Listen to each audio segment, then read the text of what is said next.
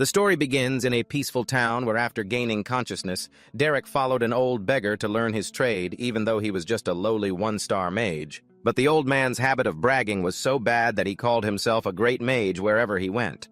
Still needing knowledge to survive, Derek accepted becoming his servant regardless of the old man's difficult personality. The old man off to the side was also a little surprised to see this scene. Suddenly, Derek's eyes shot open. His pupils slightly contracted. He clenched his teeth and poured all of his magic into his hand. That power shot out, forming an arrow. Rushing straight forward, the arrow struck a tree, creating a horizontal gash on its trunk. The two of them, one master, one student, silently watched the arrow stuck fast in the tree before them. Seeing this, the old man was so horrified he broke out in a cold sweat.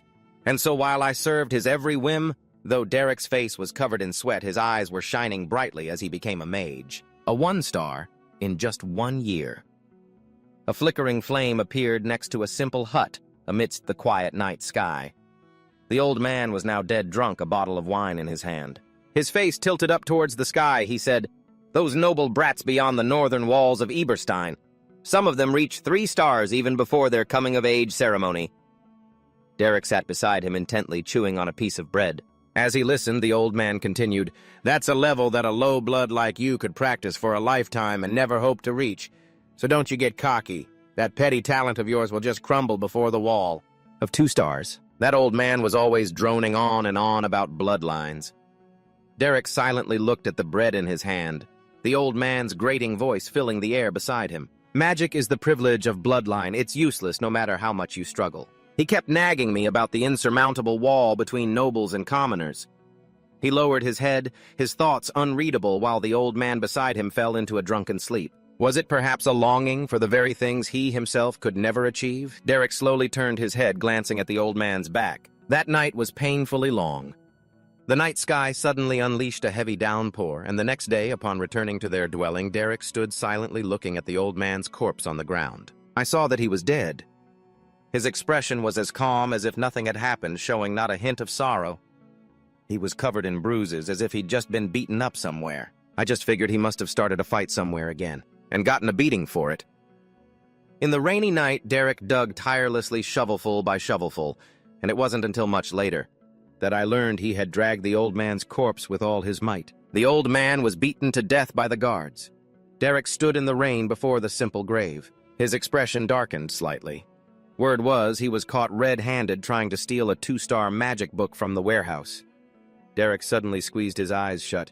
No one understood why an old man who had no ambition at all would do something like that. No one knew the reason. A system notification panel suddenly appeared before Derek. That boastful old man who always went on about bloodlines? A system notification panel suddenly appeared before Derek. That boastful old man who always went on about bloodlines. The notification read, "Basic magic acquired. Please select a primary magic system." This choice cannot be changed, because from the very beginning I was not a person from this world. And so 4 years passed. The village had retained the same ancient, solemn appearance it had 4 years ago. A woman with a confident posture and expression appeared, Katya Flameheart, with red flags fluttering, the former mistress of the fallen Viscount Flameheart family. Of noble birth, she was a 3-star mage. Many mercenary guilds wanted to recruit Katya. Derek recalled the first time he met her. She had stayed in Ebelstein taking commissions from the Belden Mercenary Guild, and at the same time taught me who had joined the guild as a child and only knew 1-star magic. She taught him so many things. I learned a great deal from a 3-star mage like Katya. The scene changes to a tavern, the Tears of Belden Tavern. Katya was sitting across from Derek, instructing him. "As a mage, it's natural to desire advancement. What's more, Derek, as you know, you have the talent for it," she told him seriously, "but too much ambition will only slow your progress." Hearing this, Derek simply nodded calmly and replied, "Yes, I'll take that to heart." Katya crossed her arms, looked straight at him, and commanded, "All right, now close your eyes and feel your mana." While Derek was focusing on sensing his mana, Katya continued to instruct him from the side. "Calmly feel where the mana originates. What is its flow like? And think of it as using mana to bring the image in your mind to life." She crossed her arms, watching Derek on the other side, who was completely focused on sensing his mana. Although she showed no expression inwardly, she was a little surprised. As expected, the amount of innate mana in the boy's body is immense. Perhaps thanks to his extensive combat experience, his ability to wield mana is also very stable. As Derek was concentrating, he suddenly snapped his eyes open. Katya's face couldn't hide the alarm in her eyes either. A loud noise erupted in the tavern. The customers who heard it shouted irritably, "What was that? What was that noise? What's going on? Are we under attack? Go check it out." Derek panted, his eyes fixed on the palms of his hands, ignoring the commotion outside. A hand suddenly grabbed his and pulled him away. Model, Master Katya hurried ahead of Derek and said without looking back, "Derek, don't say anything. Just follow me." Everyone stood up, weapons drawn and on guard, not even noticing the arrival of the two of them. What was that? There was clearly an explosion. Search carefully. It was definitely an explosion. Katya led Derek into a small hidden corner. He looked at her tall figure from behind. He cautiously called out, "Master." Katya turned her head slightly to look at him, then instructed him seriously, "Derek, listen carefully to what I'm about to say." Hearing this, Derek felt a little worried. "Yes." Katya leaned in closer to Derek and said seriously, "As you know, the nobility is very sensitive about their privileges, and magic is the greatest of them all." Her eyes looked straight at him. "Innate power is considered a blessing, but it is limited only to the nobles. Among commoners, there are occasionally those who reach 3 stars. Looking directly at the young man before her, Katya said seriously, "But most of them are people who have spent their entire lives studying magic, but what you just used," she spoke a sentence that left Derek stunned, "is a 3-star chaos system magic called Phantom Fortress. Just like that, I became a 2-star mage at the age of 54. The system panel appeared again. Can now access 2-star magic. Learned 2-star magic Phantom Fortress." Afterward, Derek and Katya sat silently across from each other in a carriage. Katya continued to guide me, teaching me all sorts of magic. Sometimes she would even tell me about the high society she once belonged to. Katya was now dressed in a beautiful outfit, standing opposite Derek. A year passed. Katya left. 2 mysterious figures appeared. I heard that the family of Count Elvester had invited her to be a private tutor. The Elvester family is the Count's domain. Elvester holds a power so great that even the Archduke in the capital wouldn't dare to provoke them. He silently watched her head bowed as he sat in the carriage with Katya. She said it was an offer she couldn't refuse. Through the carriage window, Katya just gave a sad, faint smile and waved goodbye. To become a magic instructor for a noble family of that caliber was a great blessing for anyone. Before she left, Katya gave me a 2-star magic book as a gift. The system notification board appeared again. List of learned magic: 1-star magic arrow, 1-star electric discharge, 2-star fireball, alteration magic 1-star create light, chaos magic 1-star soundproof, 2-star phantom fortress, summoning magic 1-star summon, guiding spirit, scouting magic 1-star sense direction, 2-star clairvoyance. Derek sat alone in his room and slammed the book shut. Another year passed. He left the book abandoned on the bed and coolly turned to leave the room. I managed to learn 2 more 2-star spells on my own. Derek's face was emotionless, his gaze as sharp as a knife at only 16 years old. And I had no intention of stopping here. At the Tears of Berlin Tavern, a voice called out from within. "Well, Derek, it's been a while since a decent commission came in." Derek sat alone at the counter facing Jaden. He asked, "What kind of commission is it?" Jaden cheerfully gestured and replied, "It's a commission from Archduke Duplin. Do you have any idea what this means?" He still had that signature cold expression. Derek glanced at him without expression. "Duplin, you say?" "The Duplin family. Why would a place like that come to us?" Hearing this, Jaden suddenly got excited, his eyes lighting up with the thought of money. "Hey, kid, does that even matter right now?" "It's Duplin. Duplin, the family that spends gold like water." He excitedly grabbed Derek by the collar and pulled him closer. "And besides, kid, if we land this job and open a line with the Duplins, we'll be set for life." He brushed off the spot on his shirt where he'd been grabbed and asked, "So what do they want us to do?" Jaden took out 2 gold coins and said cheerfully, "Nothing, Major. They want to hire us to subjugate some magical beasts on the outskirts of the Archduke's territory."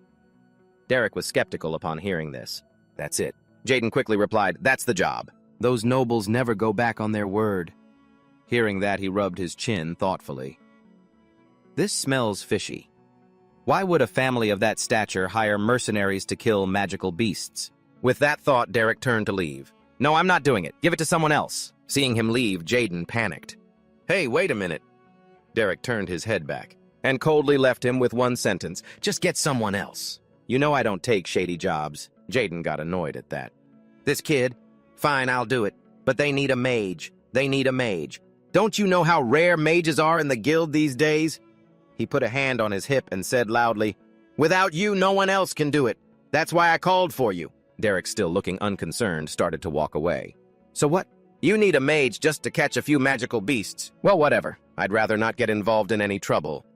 Suddenly, he spun around and snatched something out of midair that Jaden had thrown him. Leaning against the counter, he said with a smile, "1 Eden gold. This is just the deposit, not the final payment, you know." Derek opened his palm and stared at the gold coin. The faces of Dylan, Katarina, and Iselin suddenly appeared. Hearing that, Jaden began to panic, waving his hands and quickly explaining, No, sir, Mr. Envoy, this kid is the real deal. He's the best mage I know." Ignoring Jaden, Dylan immediately turned around and ordered, "Let's go. This isn't a mission you can give to a child." Katarina suddenly whispered something to him, and they both glanced over at the mysterious young woman accompanying them. Derek's face remained expressionless as someone spoke to him. "Your name is Derek, isn't it? Let's talk for a bit." In a majestic landscape within the territory of the Grand Duke Duplain, a monster was felled by a magic arrow. At that moment, Derek's eyes were like those of a predator, cold and brutal. He decisively sliced off a monster's head with a single stroke. Another monster behind him raised its axe for a sneak attack, but Derek deftly dodged it, causing the monster to miss. Derek coldly grabbed the creature by its neck. He summoned a massive amount of magic, electrocuting the monster. Tossing the final charred corpse to the ground, Derek coolly turned back and reported, "It's done, Mr. Envoy." The other 3 stood there stunned. Dylan crossed his arms and praised him. "Not bad." The mysterious girl also let out a small smile. As Dylan continued, "To handle this many so quickly, that's impressive." Night had fallen, and the warm yellow light from inside Belden's Tears Tavern stood out brightly. He was furious, questioning him, "Are you planning to be a lapdog for the nobles?" Seeing him so angry, he looked ready to leap onto the table. Jaden quickly tried to calm him down. "Get down from there. We have customers. What do you think you're doing?" Belden continued to yell furiously in Derek's face. "Even if we're just lowly commoners, we shouldn't go and be dogs for the aristocracy." Jaden looked at his flushed, angry face and said calmly, "Hasn't Derek told you how much this job is worth, kid?" Belden gritted his teeth and asked, "How much? How much could possibly be worth throwing away your pride and groveling at the feet of those nobles?" Jaden's expression didn't change. "It's not like he literally has to grovel." He then held up a hand sign. Belden got even more irritated seeing it. "What, 1 silver piece?" Jaden just calmly shook his head. Belden's eyes lit up with greed when he found out the real price, 1 gold coin. He bowed deeply to Jaden and yelled, "Please let me grovel for them too." Hearing that, Jaden got flustered. "Kid, will you just shut your mouth? I already told you nobody has to grovel." The sky outside was now completely dark. Belden had fallen asleep, slumped over the table with drool pooling around him. A voice suddenly cut through the quiet. "So how did the commission go?" Derek calmly sipped his drink and replied, "It was nothing special. Just killed a few goblins and that was it." Hearing this, Jaden added, "Their first impression was pretty bad, but they seem to have a lot of money, don't they?" Derek lowered his gaze, his expression thoughtful. "You're right about that." But all 3 of them were lying. Jaden turned, searching for something as he asked, "Really?" Derek kept his head down and replied, "An envoy from a noble family usually embodies 3 things: youth, physical strength, and diplomacy. They screen for those qualities, but he doesn't have any of them. And the woman who claimed to be a menial servant?" He remembered her handing him a towel. "Her hands were too clean for someone who does manual labor." A voice cut him off. "Derek?" Derek looked up to see Jaden looking at him seriously. "We're mercenaries. There's no need to dig too deep into our clients. Just do the job you're given and take the money. That's all." Hearing that, Derek simply replied coldly, "Understood." Jaden looked at the 2 kids with a soft expression. What Uncle Jaden said was right. This is a wild land, and in the wild, having food to eat and clothes to wear is what's most important. Everything else is secondary. The next day, a vast domain came into view, the Grand Duchy of Duplain. Derek turned, sheathed his sword, and calmly announced, "It's all been cleared out. With the way things are now, the goblins won't dare to come near for quite some time." Dylan spoke up in praise. "Excellent work, you went through a lot of trouble." Hearing this, Jaden said cheerfully, All right. So, how will the rest of the payment be handled?" 2 shining gold coins were held high. Jaden took them and gleefully tossed them at Derek's head, much to his annoyance. Look, Derek. 2 gold coins. A full 2 coins. For this much. Derek was at a loss for words. Just put them down so we can talk, old man. Old man Dylan suddenly coughed to regain their attention. He frowned, and though his expression was somewhat displeased, he still said, Derek, I have a high opinion of your skills. I'd like to offer you a new commission. What do you say? Hearing this, the two of them looked up at him astonished. Dylan continued, The Grand Duke's estate will pay 15 Eden gold for this commission. Jaden was shocked. 15 coins. Dylan looked directly at Derek and asked, Will you do it? Derek answered seriously, I will. The carriage carrying them slowly rode off into the distance. It finally arrived at its destination where a magnificent palace came into view, the Grand Duchy of Duplin Manor. Jaden stepped down, looked up and marveled. So this is the home of the Grand Duke Duplin's family. It's magnificent. Dylan addressed the two of them. Before we go inside, allow me to properly introduce myself. Jaden replied cheerfully, Oh goodness, but we've been together all day. Please go right ahead, sir. Dylan looked at them both seriously and introduced himself. I am Dylan, the head butler of the Grand Duke Duple's estate. I apologize. Due to the nature of my work, I was forced to hide my identity. Hearing this, the family was a little displeased. Oh dear. Then the woman spoke gracefully. I am Katerina, the head maid of the Grand Duke's estate.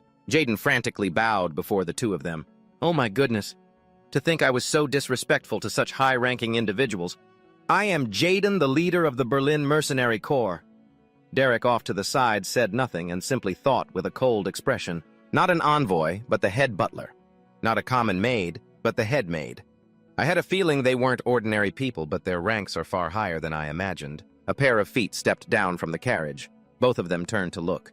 Jaden spoke up curiously. Then who might that be? The mysterious girl had now removed her hood, her long hair fluttering in the wind. Derek was a bit stunned at the sight. The mysterious girl smiled brightly at everyone and introduced herself. I am Iselin Elino Duplain. I wish to invite you, Derek, to be my younger sister's magic tutor. The eldest daughter of the Duplin family, Iselin Elino Duplin. Derek glanced at her with some apprehension. A magic tutor for the young lady. An image of a grand palace bustling with servants came to mind. The ducal estate. The door to the room was suddenly thrown open from the outside. An imposing figure barged in, speaking as he walked. Father, Brother Valerian, please take a look at this. Duple, who was approving documents, looked up unhappily at his son. Jay, what do you think you're doing? Conduct yourself in a manner befitting your station. Jay stood beside a sobbing maid. He cried out loudly, The one who needs to act their station isn't me, it's Diella time. And time again, she has laid her hands on one of my maids. The maid's face was streaked with tears. Valerian turned to his younger brother, annoyed. Lower your voice. Father and I are talking. Jay continued his furious accusation. Last month, more than 10 maids quit their jobs. Every few days she smashes the furniture. He walked up to Duplain and slammed his hand furiously on the desk. How much longer will you wait before you finally punish that defiant child, Father? Valerian, now furious at his younger brother's attitude, shot to his feet and yelled, Jay! He frowned, his tone full of authority. That's enough. Stop it and get out. Jay said nothing, merely scowling as he turned back to look at his brother. The image of 2 girls appeared in his mind. Father, even if Diella is defiant, we still have Iselin, don't we? Jay, scowling with a dark expression, offered his opinion. I think we should just give up on Diella. Dupla removed his glasses and said calmly, This is not your concern. Jay spoke angrily. I've already had the butler look into a few convents with good facilities that are frequented by nobles. It would be better to let her serve God than to live as a thorn in everyone's side. Wouldn't it? If this continues, she will only bring misfortune upon this house. Hearing this, Duple's face darkened. He grabbed his son's head and forcefully slammed it down onto the desk. Duple's voice carried an indescribable rage. His eyes were as cold as daggers as he said, I told you this is not your concern. With his head slammed down, Jay clenched his teeth, refusing to submit. The time has come for you to make a decision, Father. Duple's eyes held a trace of displeasure as he looked at him. Iselin cheerfully led Derek along, then suddenly turned her head to ask him, My younger sister Diella, have you heard of her? Hearing this, Derek searched his memory before answering, Ah, the young lady Diella. I believe I saw her name in the family genealogy. Hearing this, Iselin bowed her head with a sad and helpless expression. Yes, that's right. Perhaps very few people in society know of her. The door to the room opened once again. Seeing the two men before her, Iselin quickly spoke up. Valerian looked at her gently and said, "It's been a while, hasn't it? Was everything all right in Ebelstein?" Hearing this, she nodded lightly. "Yes. Thanks to your concern, brother, I lived very comfortably." Valerian tried to hurry the visibly annoyed Jay along while smiling sheepishly and waving at the two. "Is that right? Well, as you can see, Jay is slightly injured. We'll talk later, all right?" Iselin simply replied softly, "Yes, brother." Derek's gaze was sharp as he watched the two of them. The two of them, Jay and Valerian, walked away with a carefree air. His gaze then shifted to another direction where a maid was holding her face and crying her eyes out. Seeing this, Derek remained silent. He and Iselin were now seated seriously in the study. Duple now spoke calmly. "Good. As long as you lived well in Ebelstein, that is what's important." Iselin turned her head to look directly at him, flashing a bright smile. "Yes. Thanks to your thoughtful arrangements, father, this is the magic tutor from Ebelstein. He has agreed to teach Diella." Duple, with his eyes still glued to his stack of documents, replied, "Very well." Iselin and Derek stood up. She smiled at Duple and said, "Then if you'll excuse us." Just as the two were about to turn and leave, Duple calmly issued a command. "You stay behind." Hearing this, Derek simply turned his head calmly to look at the Duke. Sunlight streamed into the gloomy room through a crack in the door. The endless work of writing on documents continued. While approving documents, Duple asked Derek, "You look quite young. Are you 16? He looked at the Duke and politely replied, "Yes, sir." The Duke asked another question. "And how far have you progressed with your magic, Derek?" He answered honestly, "I can use a bit of first-level magic." Duple took off his glasses. He looked directly at Derek and said seriously, "Don't be excessively modest. Humility is not always a virtue." Derek said nothing, merely looking at Duple in silence. In Derek's eyes, Duke Duple was now emitting a frightening aura. "Duke Duple, it seems politeness is useless before a fifth-level mage." Derek bowed his head and said to him, "My apologies if I was rude." Hearing this, Duple said, "It's all right. I understand why you had to hide your abilities. Excessive talent can sometimes corrode its owner." He pushed his glasses up his nose. "Still, judging by your age and your clothes, you don't look like a magic tutor in the slightest." Derek gave a serious, slight nod. "I am a mercenary." Duple looked at him and said, "Since Iselin is the one who chose you, I have no objections. I grant you permission to come and go from Diella's annex villa." Then he stood up and added, "A maid will show you the way. I must leave now." Hearing this, Derek quickly spoke up. "May I ask you one thing?" Duple calmly agreed. "Go ahead." With his permission, Derek said, "Sir, I am a mercenary. Oh, and when I accept a job, I must see it through to the end. Lady Iselin has hired me." He looked at the Duke and added, "To teach Diella magic and to help her integrate into aristocratic society." Duple frowned, displeased. "Why state the obvious?" Derek looked him straight in the eye. "For that reason, there is one matter I wish to consult you on." Duple looked at him confused. A plate came flying through the air, whistling. It smashed against the wall and shattered, causing the maid beside it to scream in terror. She quickly bowed low, apologizing profusely. I'm so sorry, my lady." The person opposite her heard this and said arrogantly, "Sorry, model, you think an apology from someone like you is worth anything?" Then she suddenly ordered, making the maid turn pale with fear. "Get out of my sight this instant. If you dare show your face again, I'll throw this right in that pathetic face of yours." A steaming cup of hot tea appeared. But why Derek Jaden, sitting across from Iselin, wondered aloud, shouldn't the Duplain house have heaps of magic tutors? Besides, it's not easy for a commoner to teach magic to a noble. She lowered her gaze and replied, "We've already invited nearly every famous mage on the continent. Every single one of them quit. I was so desperate I reached the point where I would have taken anyone who could use magic." Iselin looked up and met Jason's gaze, saying, "Derek was originally a mercenary, but he also understands noble culture." Hearing this, Jaden looked at her and replied, "It's probably because of his master. He used to be a noble, so he taught him all sorts of things." Hearing that, Iselin seemed to have an epiphany. "Ah, I see. He certainly has more of an air about him than the average mercenary. I think Derek might be able to get Diella in line." Jaden suddenly said, "Lady Iselin, you need to become a better judge of character." Iselin was taken aback. "What?" He looked at her seriously and said, "Derek is a street mage who's been a mercenary since childhood. Do you think someone like that survives on air and kindness?" Iselin was a bit stunned, but said nothing. Derek, led by a maid, stood alone before a large door. Derek's hand suddenly rose into the air. He raised his hand and knocked gently on the door. Derek looked at the door before him, then said nothing. He reached out, turned the doorknob, and opened the door. Derek calmly said hello. Seeing the lonely figure of the young lady before him, he spoke cautiously. "I am Derek, by your leave." That young lady simply commanded in a soft voice, "Come here." The heir of House Duplain? Derek slowly approached the young lady. The corner of her mouth suddenly curled into a smirk. A cup of water was thrown directly into his face. Derek's face was now drenched in tea. Yahello stood there arrogantly and provoked him. "Oh dear, what have we here? I thought a sewer rat had snuck into the house." She approached him, amused, her tone dripping with mockery. "Aren't you the mercenary the butler was talking about? Or maybe on second thought you really are a rat." She placed one hand on a chair followed by one foot. Yahello picked up a bucket of dirty water and climbed onto the chair. And just like that, she dumped the entire thing over Derek's head. "Well, does the smell of the sewer make you feel homesick? An outfit that reeks of sewage suits you perfectly." Standing on the chair, Yahello spoke with mock regret. "Oh, I'm all out of water. Such a pity." Derek said nothing, merely lifting his eyes to give her a cold glare. Seeing this, Yahello scowled in irritation. Enraged, she kicked him squarely in the chest. "How dare you look at me like that?" The kick sent Derek sprawling. Yahello stood arrogantly, hands on her hips, watching him struggle. She suddenly bent down to take off her shoe. "Damn it!"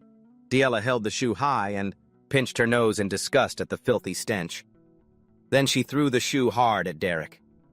Yahello sat down gracefully in a nearby chair, looking down on him haughtily as she spoke. "Hey, sewer rat, learn your place. You think you can teach me? Didn't the streets teach you some basic etiquette?" At a desk in his study, Duplain sat quietly gazing out the window, his expression pensive. He recalled his earlier conversation when Derek had said, "The fact that I am here means that Lady Yahello's problem is not easily solved. So I want to ask you, as the one who loves Yahello with all your heart." He glanced at him coldly. "What measures will you permit me to use to teach the young lady?" Hearing this, the Duke grew pensive and gave no reply. A sudden sharp slap landed across the face of Yahello, making it flush red and leaving her stunned. Derek casually rolled his wrist. While Yahello was still stunned from the slap, she looked up in terror at the menacing figure before her. Stunned, she raised a hand to her stinging cheek, saying nothing. Derek's gaze was murderous. "Wake up!" 3 years ago, Derek and Katya were sitting in a carriage. Derek, while polishing his sword, asked, "Sir, if you had to teach a defiant and ungrateful student, what would you do?" While polishing his sword, Derek asked, "Sir, if you had to teach a defiant and ungrateful student, what would you do?" Hearing that, he seemed a little displeased. "Isn't that a bit idealistic, sir? What if even that is impossible with such a student?" Hearing this, Katya explained, "The essence of education is to lead a student to a better path. Derek, if you cannot reach them through understanding and compassion, then you must find a starting point." Hearing this, Derek asked, "A starting point? What do you mean?" Katya's face darkened as he glanced at him. "Carve fear into them." Yahello, having been slapped, clutched her face, stunned. Derek stood with his arms crossed and said, "You are to treat others with consideration and respect. I will not say it a second time. Now wake up." Yahello pushed herself up. She slapped him hard across the face, her expression a furious scowl. "How dare a thing like you?" "Dare." Another slap fell mercilessly on her face. Derek's expression was grim as he glared at her. "I will not repeat myself. When you treat other people, you will do so with consideration and respect." Yahello's expression twisted into a crazed one. She jumped to her feet and shrieked, "Butler, what are you people doing? This bastard just struck your Lady Yahello." Hearing Yahello's screams, Dylan and the other servants rushed in frantically. "Lady Yahello, are you all right?" He stood before Derek and admonished him loudly. "What in the world are you doing? How dare you lay a hand on the young lady if the Archduke finds out about this?" He said nothing. Instead, he pulled a scroll from inside his coat. Holding the letter high, Derek said in a cold voice, "Grand Duke Duplain has granted me full authority over Lady Yahello's education. Whatever methods I may use, please remember that this is with His Grace's permission." Dylan picked up the document and took out his glasses to examine it. Yahello watched him read tense. Night had completely fallen over the castle. Ray grabbed Valerian's arm, saying urgently, "Brother, you need to calm down." Valerian angrily shoved open the door in front of him and yelled, "Are you that mercenary?" Derek just looked up at him coldly. Valerian angrily grabbed his collar, about to punch him. "You dare hit Yahello?" Ray hurried to intervene. "Brother, put that down and let's talk." Derek just gave him a cold look back. This was permitted by His Highness. Ray quickly got between the two of them. Brother, he's a guest Aislinn invited over. If you act like this, it'll be really awkward for Aislinn. And Father already gave his permission, too. He turned angrily and walked away. You follow me. Ray, you stay out of my way. Mind your own business. Ray gave a friendly smile and put a hand on Derek's shoulder. I heard about the situation. Yahello needs to be knocked down a peg to snap out of it. Don't worry, he won't go too far. Derek looked back at Ray, then watched the two of them leave the room and sighed to himself. Why do they baby that useless girl so much? The door opened a crack, illuminating a portion of a doll's face. Valerian opened the door and said to him, "Come in." He explained as they walked, "This is the room Yahello used to use when she was in the main mansion. Now it's just been abandoned like this." Derek's gaze fell on a painting in the room. Valerian's expression softened as he looked at the painting as well. Yahello loves to paint. Every time she showed off a painting, she would blush. She looked so cute. Looking at the painting before them, he added, "But she hardly ever finishes any of them. She usually just paints the parts she likes and then stops halfway." Valerian suddenly said, "I'm sorry. I got too emotional earlier. Please accept my apology." Derek turned to look at him and replied, "It's all right. Don't concern yourself with it." Looking at the room full of paintings, he asked, "But why did you bring me to this particular room?" Valerian replied sadly, "I wanted to show you that Yahello wasn't originally a child who deserved to be cast aside or beaten, but then starting one day, she started to become overly obsessed with her noble bloodline." Derek listened silently as he spoke, and in the end, she was kicked out of the main mansion and placed under house arrest in the annex. I don't understand what turned her into this person. He reached up and took a book from the shelf. I have to stop Yahello from going to the convent at all costs. If she can just learn even just a single first-level spell, I'll be able to persuade Father. Valerian suddenly grabbed Derek firmly by both shoulders. "So please save Yahello." He shoved Valerian's hands off him. "Wait." Derek flipped through a few pages of the book. "So she hasn't completely given up on magic after all. Look at all these notes crammed into this book." He turned and asked Valerian, "These other books are probably all theory and regulations, right?" Hearing this, he replied, "That's right. Nobles usually study regulations." Hearing this, Derek became lost in thought. A beautiful landscape painting hung on the wall. He decisively shut the book in his hand, gave it to Valerian, and said, "I'll give it a try." The beautiful night sky was visible through the window. Yahello was fast asleep on her soft bed. Suddenly, a bucket of water was poured right on top of her. Soaked to the bone, Yahello let out a terrified scream. Derek looked at her coldly and said, "Are you sleepy now?" Yahello sat up, grinding her teeth. "Are you insane?" He didn't answer, simply grabbing her and pulling her along. "Please follow me. There's a place you need to be." Yahello yelled furiously, "Hey, let me go! How dare you lay a hand on me? Have you lost your mind?" Derek dragged her down the hallway, ignoring her frantic screams. "It hurts, let go, I'm not going anywhere. What are all of you doing? Stop this bastard now." The cool moonlight shone down below. Saying nothing, Derek dragged Yahello outside the palace, then coldly shoved her to the ground. Yahello gritted her teeth and cursed, "What good is this going to do? Snap out of it, you commoner! Who do you think you are trying to teach me?" Derek suddenly spoke, startling Yahello. "Still won't listen. Then how about I tell you something interesting?" He flashed a sinister smile and said, "The truth is I have no intention of teaching Yahello any magic at all. I just like to give snobby nobles a good beating." Yahello's face went pale as she stammered, "What?" Derek acted as if it were the most obvious thing in the world, saying, "Doesn't that make sense? Why would a lowlife like me have any affection for the nobility? The whole tutor and morality thing is just a nice-sounding excuse." Trembling, Yahello asked, "What are you talking about?" He got face-to-face with her and gave another sinister smile. "I just need an excuse to punch that conceited look off the faces of arrogant nobles like you." Derek drew his sword and said, "Do you have any idea what the screams of those noble folks sound like? It's a magnificent sound." Shaking, Yahello threatened, "Do you think you can just do this and get away with it?" He raised his sword high, laughing wickedly. "Of course. After all, you're about to be locked up in a convent anyway. Who would believe a word from someone like you?" Yahello's face grew paler and paler. "If something terrible happens, I'll just have to offer up my life as an apology and it'll be over. The life of a coward is only worth that much after all. Isn't that right?"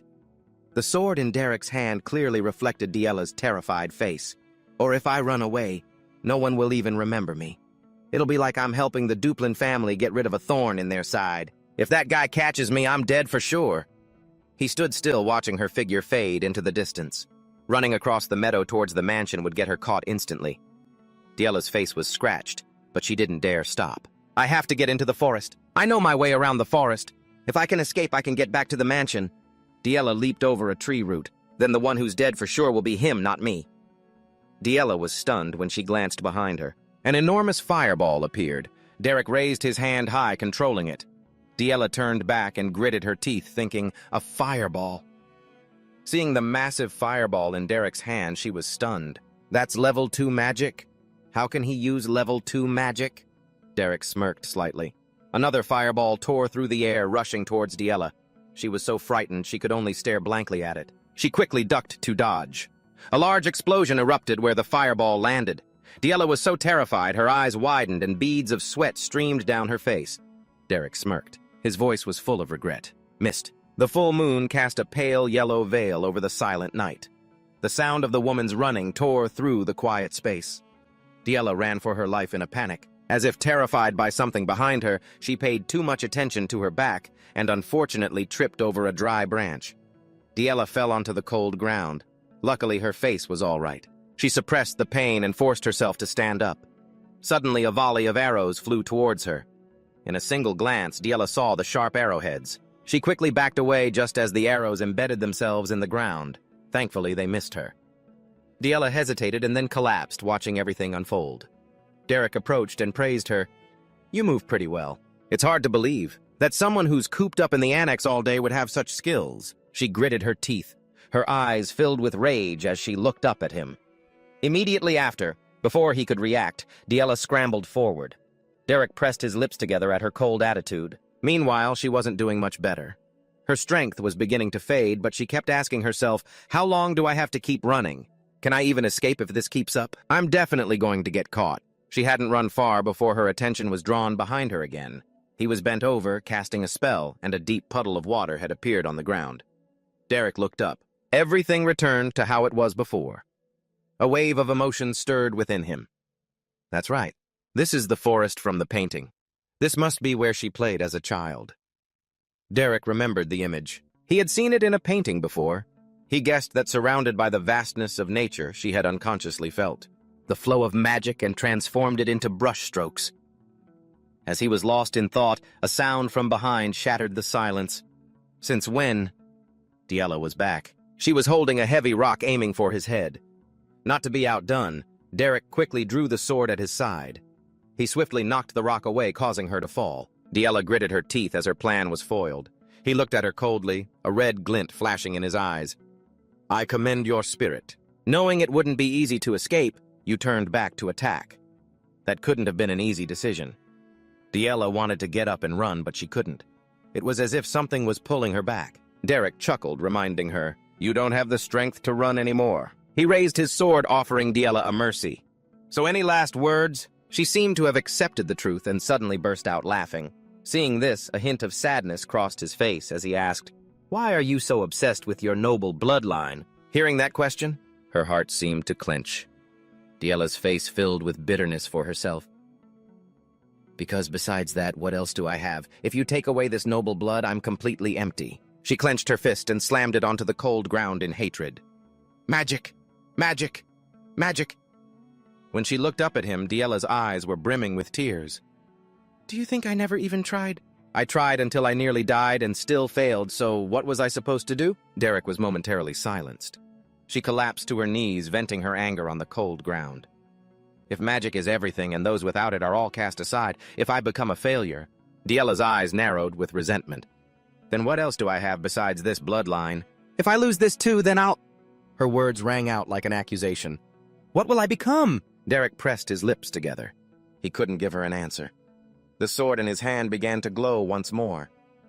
Diella didn't notice. Her eyes were now filled with nothing but tears. Beneath the brilliant moonlight, Derek raised his sword and nodded.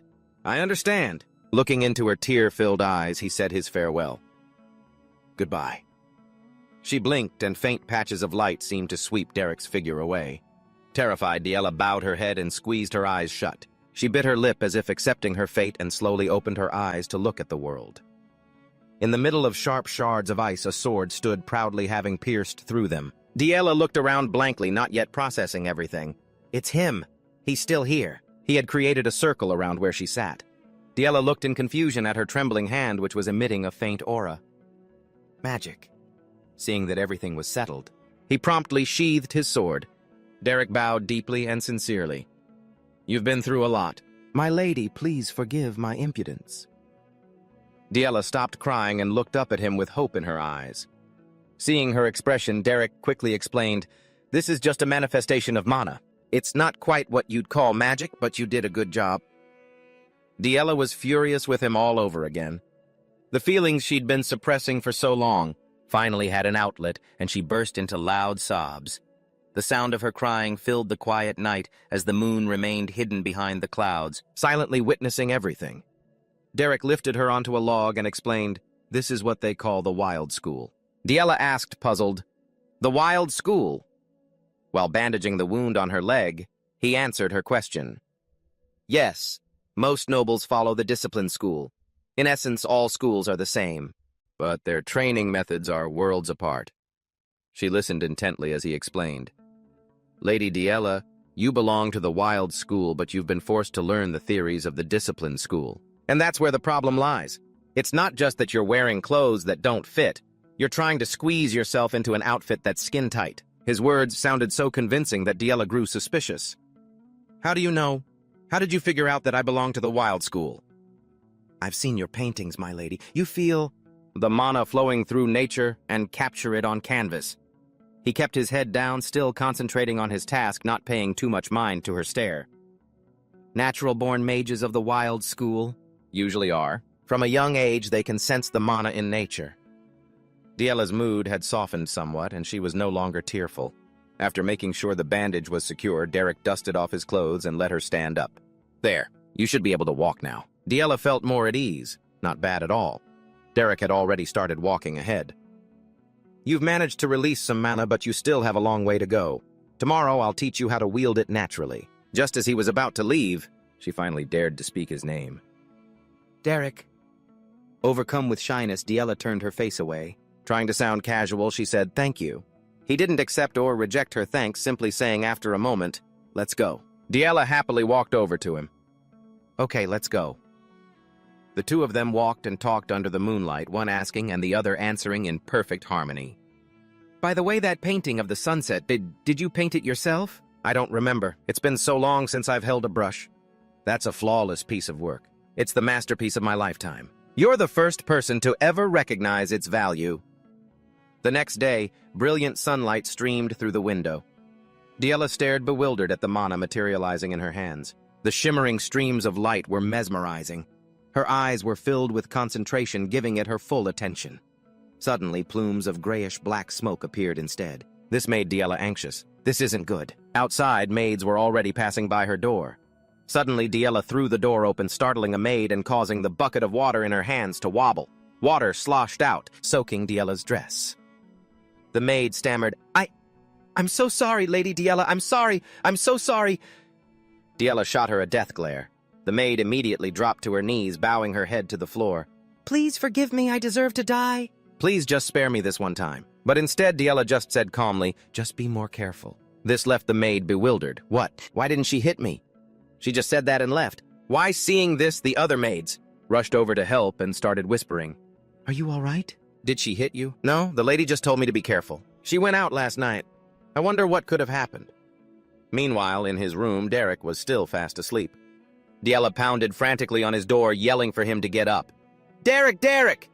Derek groggily opened the door, his eyes heavy with sleep. What is it? The butler arrived at that moment to calm her down. My lady, you must maintain your decorum. This is highly improper. Diella ignored him and spoke directly to Derek. Teach me how to control my newly awakened mana. I tried on my own, but I can't do it. Hearing this, the butler was stunned. She's awakened her mana. Seeing that Derek didn't answer, she urged him, You promised you'd teach me today. Hurry up! He suddenly slammed the door in her face, leaving her with just one sentence. Please come back this afternoon. Diella just smiled, not angry at all, which made the butler weep with joy. At last the young lady has... But sure enough, her old temper wasn't gone for good. A second later, she was pounding on the door again. Hey, who do you think you are ordering me around? Open this door, I said, to teach me right now. The pounding continued outside, but he calmly ignored it, lay back down, and went back to sleep. Hey, open the door, Diella muttered angrily. That lunatic. The scene changes to the palace early the next morning. Ray was walking slowly down the hallway. Two maids, sweeping nearby, glanced at each other and started to gossip. Have you heard? Lady Diella hasn't broken a single plate in days. The other maid nodded, exclaiming, You're right. I spilled water this morning and didn't even get scolded. The blonde maid covered her mouth and whispered, Isn't it because I heard Lady Diella awakened her magic? The other one gasped in amazement. Oh my gosh, are you serious? Just then, Ray happened to walk by. He stopped in his tracks. Ray turned his head, his cold gaze fixed on them. What did you just say? Scene change inside the study. The scratching sound of a pen could be heard. Duplain began hesitantly. Diella has awakened her magic. Valeria looked at him and replied, Yes, father. I've confirmed it with the butler and the servants many times. He didn't show much emotion. He simply replied softly, How fortunate. At this, Ray looked at him with a rather serious expression. Don't be so quick to celebrate just because she's awakened her magic, father. Judging by his tone, Valerian couldn't hold back and snapped, Hey! Your little sister awakens her magic, and instead of praising her, you have the nerve. Frowning slightly, Ray ignored him and continued speaking to their father. Father, have you forgotten all the trouble she's caused? Are you really going to forget about sending her to the convent over one minor accomplishment? He lowered his eyes, a thoughtful expression on his face, and said nothing. Scene change. The weather today seemed quite lovely. Diella sat on her bed, her cheeks puffed out. Derek rested his chin in his hand and looked at her. Are you joking? Diella turned her back to him, her voice sulky. I'm not joking. I'm furious. Derek looked a bit troubled and rubbed his head. No matter how mad you get, it's not going to change anything. Diella immediately shot back. I'm not mad, I'm furious. He lowered his gaze, trying to reason with her. Sulking like this won't solve anything. There's a proper order to things. Finally, unable to hold back, she raised her fist and snapped. I'm not sulking, I'm furious. Derek paused, pressing his lips together in thought. But Diella couldn't wait and turned away first. She hesitated. Fine. Call it sulking, then. Derek walked over, pulled out a chair, and sat down. He glanced at Diella, his eyes devoid of emotion. Awakening your magic doesn't give you the right to be aggressive. You'll just exhaust yourself. I'm telling you that from personal experience. Studying is important, but so is resting. You've had enough rest. Now it's time to study. She pouted, her tone dripping with sarcasm. Yes, yes. Whatever the great teacher says is right, of course. The boring old magic teacher is here. Yes, yes. Derek's eyes suddenly darkened. He looked at her and said in a cold voice, So you'd prefer I teach you in a less old-fashioned way? Unpleasant images of him flashed through Diella's memories. Derek began the lesson. He looked at her hand and said, Today we will practice controlling your mana.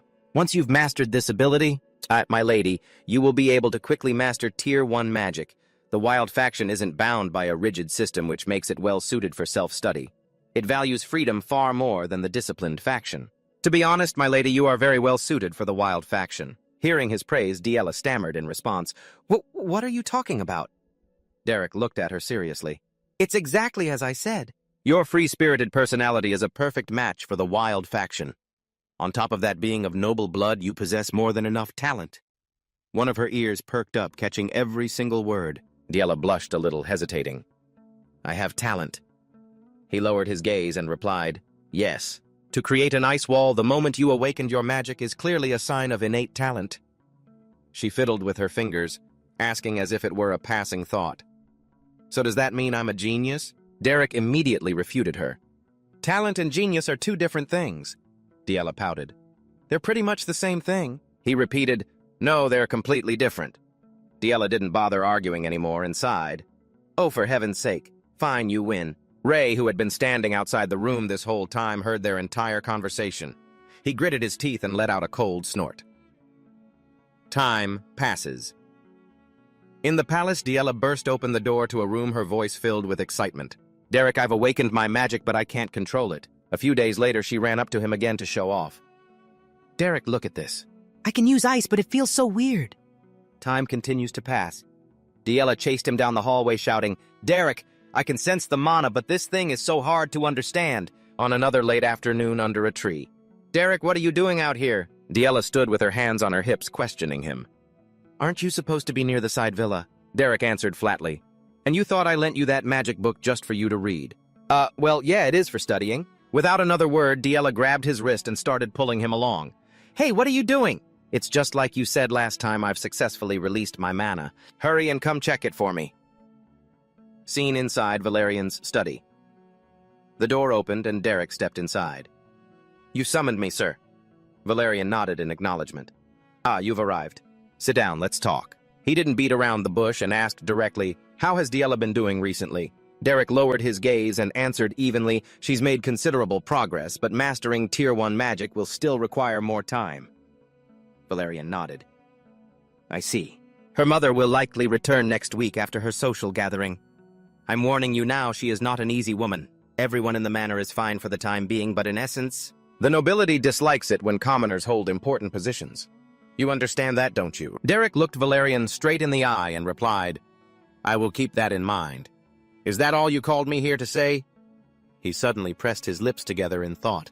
Valerian stood up and walked to the window. He slowly said, I am the heir to the Dupin family. The position of family head means I must embrace and protect every member of the family. To do that, one must treat everyone with sincerity. But how difficult that is. The human soul is so deep and complex. I wish everyone shared the same thoughts, the same values. But that's not how reality is. Derek looked at his back and asked bluntly, So what are you trying to say? Valerian's fist clenched. The moment he turned around, tears were already welling up in his eyes. Diella won't play with me anymore. Derek's face darkened upon hearing this. He glanced at Valerian as he began to lament. When we were little, she was always laughing and playing with me. That image is still burned into my heart. Is there any other child in this world as angelic as her? So, Derek, do you have any ideas? A way to win back Diella's affection. Derek slowly took a sip of tea and spoke. Why are you asking me about this? Without a moment's hesitation, Valerian replied, Because Diella is only ever with you. Just as he finished speaking, Diella's voice called out, Derek, where are you? Valerian suddenly took something out and held it in front of Derek. It's nothing. Just look at this. He learned how to make dolls from the maids, you see. In his hand was an absolutely hideous doll. Yet Valerian proudly showed it off. See, it looks just like Diella, doesn't it? Can you feel this big brother's love? Derek's face darkened as he stared at him and said flatly, Are you trying to curse her? Valerian pouted, tears welling up again. Derek, you really don't understand these things at all. Time passed, and on a beautiful day at the palace, that woman arrived. She looked at Derek and said, I've heard a lot about you. They say they found an exceptionally talented magic tutor. It's a pleasure to meet you. I am Miriella Devil Duplin. If you don't mind, I'd like to send a small gift to your territory. He replied bluntly without any hesitation. I don't belong to any noble house. She paused, taken aback. He continued, I am a commoner. Miriella's eyes widened in astonishment. A commoner. Time rewinds to 1 week earlier. Iselin bowed her head and said to Derek, I'm so glad I brought you to the mansion. She smiled, her eyes crinkling. My sister. I want to be with Diella, but I still have much to handle in Ebelstein, so I'm leaving her in your care. Without looking up, Derek replied, Yes, I understand. Jaden clapped him on the shoulder from behind. Derek, our young lady is entrusting her to you with such faith, and that's the curt reply you give. The two of them got into the carriage. Looking out at him, Jaden smiled and reminded him, Finish up your business and come back soon. Belden will throw a fit if he finds out. Iselin also gave a small smile. We're counting on you. Derek. The carriage slowly rolled away. Iselin seemed to suddenly remember something. She covered her mouth in alarm. Oh my goodness, I almost forgot! Her family's attendant quickly responded, Yes, my lady, what is it? She looked back through the window.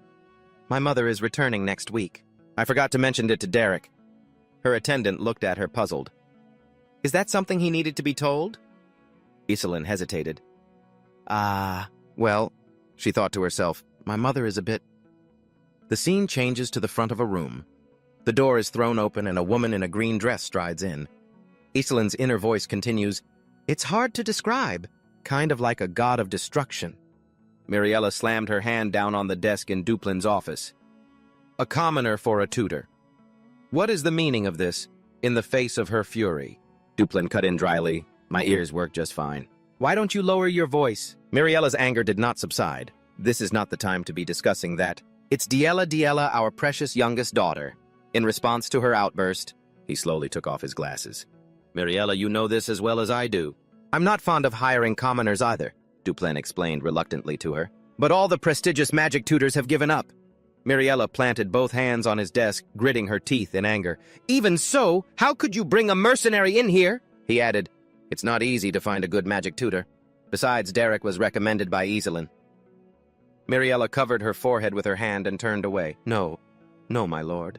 Even so, there have to be some minimum standards. She turned her head to look at Duplin and proposed, that's right. We could just bring my younger brother Flameheart. He was busy last time, but things are different now. Diella has awakened her magic Flameheart, can teach her.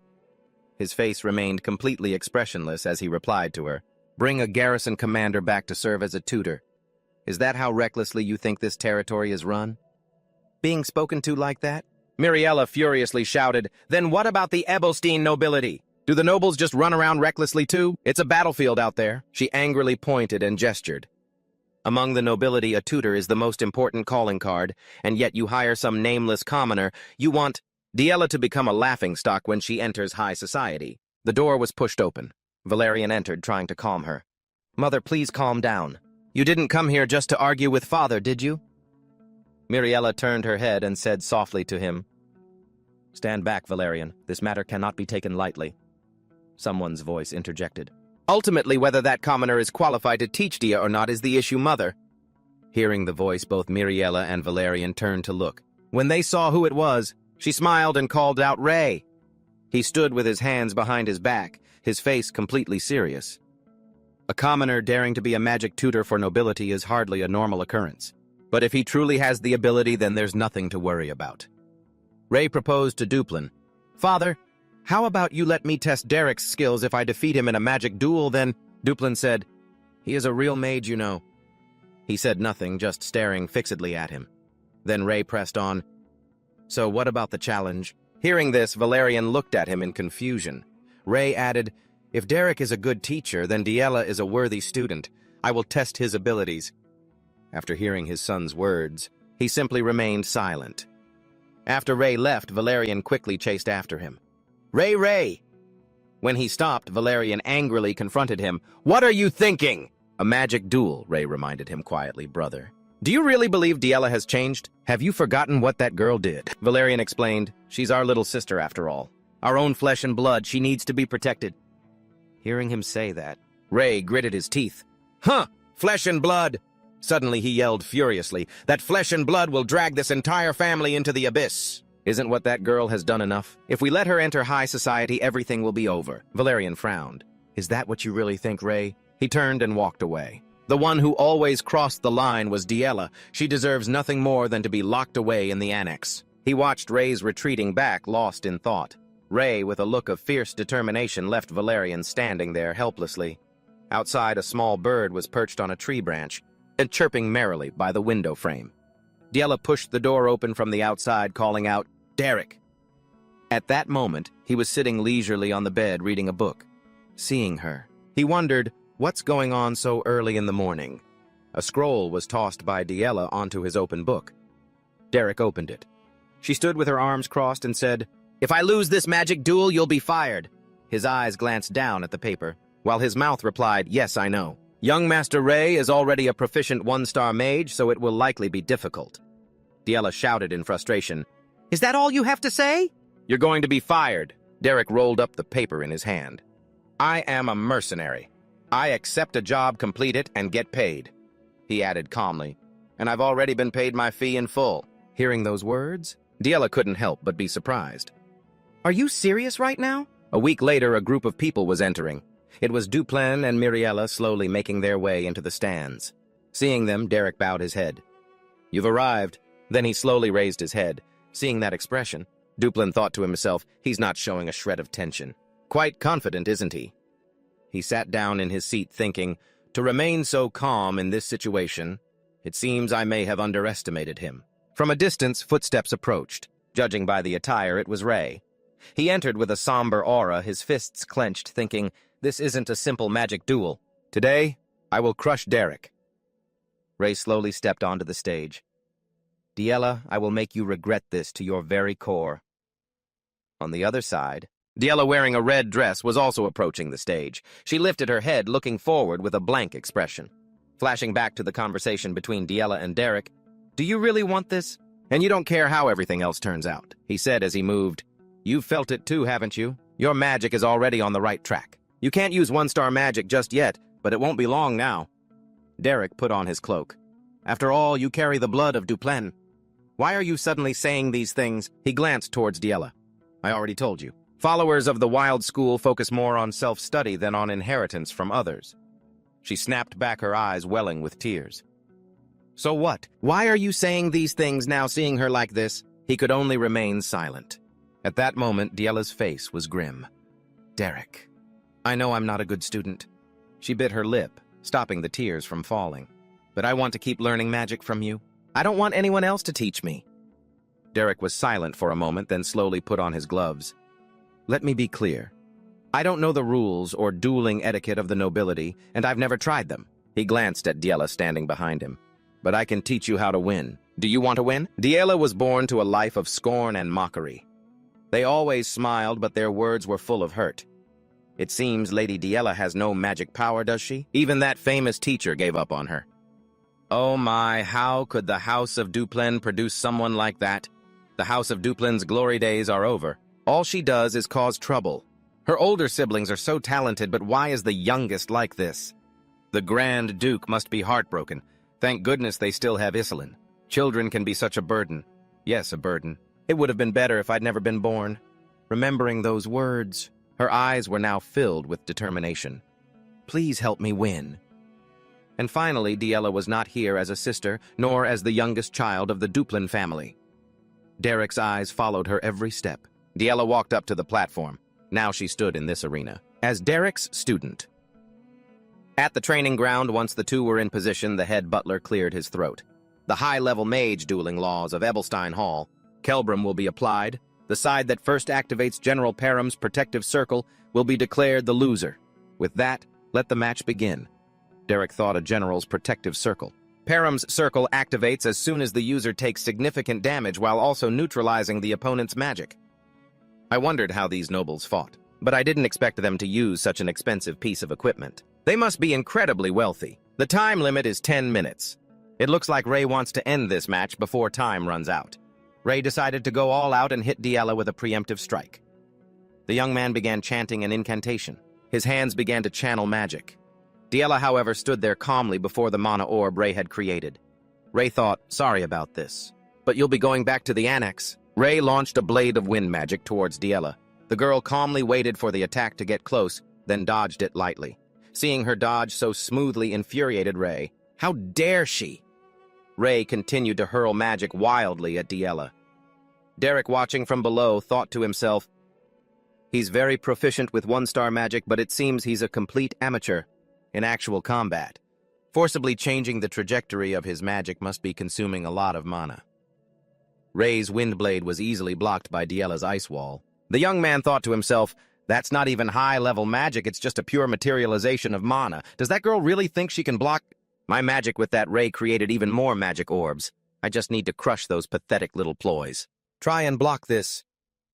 Diella remembered what Derek had taught her. A mercenary's fighting technique is not the same as a noble's. We don't consider fairness a virtue. We focus only on winning. It's a far cry from the usual ceremonial rules of noble duels. So if you win, you might face a lot of gossip. However, we can create an outcome where you are the victor. Are you really okay with that? Diella's face filled with determination as she said loudly, "Of course!" Back in the fight, Diella proactively dodged Ray's attacks. In the world of mercenaries, there are always those who win, despite a disparity in power. Most of them don't engage in duels but in war. And war here involves controlling the battlefield and taking advantage of the terrain. In other words, using every trick and method necessary to secure victory. Even a moment of carelessness from the opponent can be exploited. Faced with a direct attack, Diella gritted her teeth and erected an ice wall to defend herself. Ray thought to himself, "It's over." Diella felt a chill run down her spine. She turned around to see that Ray's attack had been redirected by him turning back around and aiming straight for her back.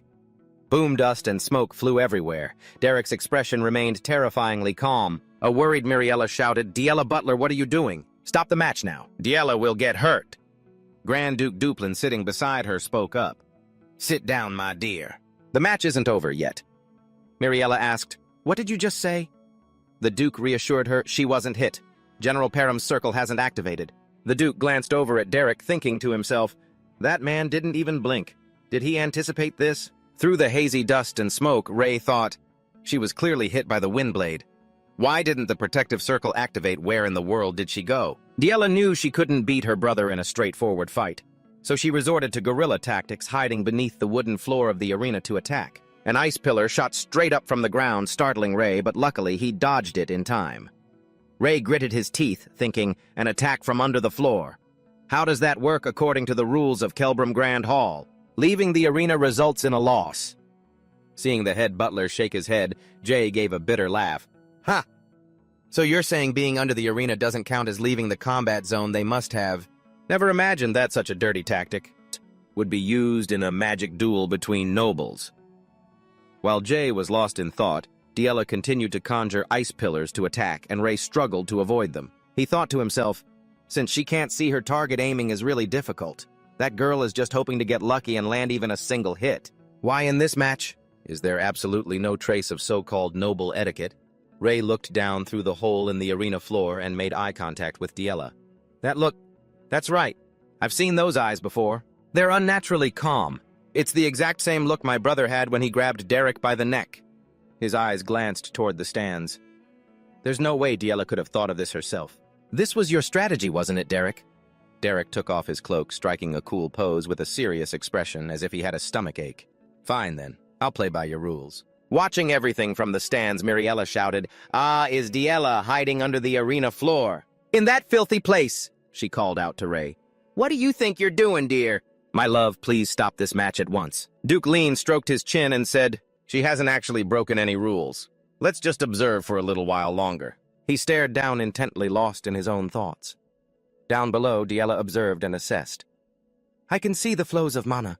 Meanwhile, up above, Jay continued to chant his incantations, but as he muttered the spell, another ice pillar suddenly erupted from right under his feet. Jay cursed silently. "Every time I try to chant a spell, that kid attacks from underground. I can't keep this up." He looked towards the flagpole in front of him. Underground, Yahello sensed his mana flow had stopped. He's definitely planning something. What the hell is he doing? If he dares to chant again, I'll attack immediately. Watching from the sidelines, Butler Dillon was also shocked. "You can't do that, young master," because Jay had now climbed to the top of the flagpole. He looked down, assessing the distance. "The kid can't detect my mana from here, but jumping down in this situation is impossible. Then there's only one way." Then he extended his arm and fired an arrow.